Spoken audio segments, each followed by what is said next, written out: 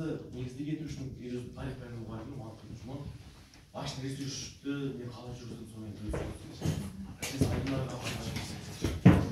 енді менің стратегиялық зерттеу тақырыбым 9-шы сынып оқушыларының жалпы тарих студенттерінің құндылығын бағалауда ішкі және сыртқы сараптама әдісі арқылы дамыту болды. Енді бұл ашық ресурс тақырыбы 2021 жылы зерттеу арқылы дамиық деген аймақтық Семей қаласында өткен конференцияда қорғалды. Енді туындаған проблема неде болды? Бізде 10-шы класста бірінші компонентте түп деректердің ресурстардың құндылығын анықтау деген мақсат бар, сұрағы бар. Содан біздің балалар сүрінді, балалар төмен нәтиже көрсетті.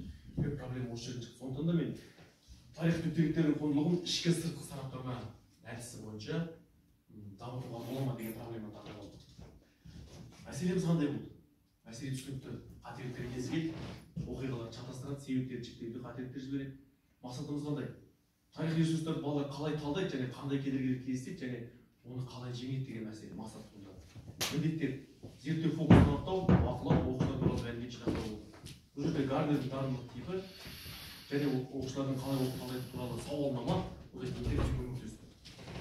Енді бұдан Лесін Стайннан алған тәжірибем ABC деңгейдегі оқушылардың сауалнама алу болды. Енді бұл жерде триангуляция әдісі арқылы менің зерттеу объектім бақылау бағалаудың нәтижелері, сұхбат пен сауалнамалар арқылы оның нәтижесін көру және қалай алдыға жылжуға болатынын тәсілдерді қарастыру. Мысал үшін мынандай ресурс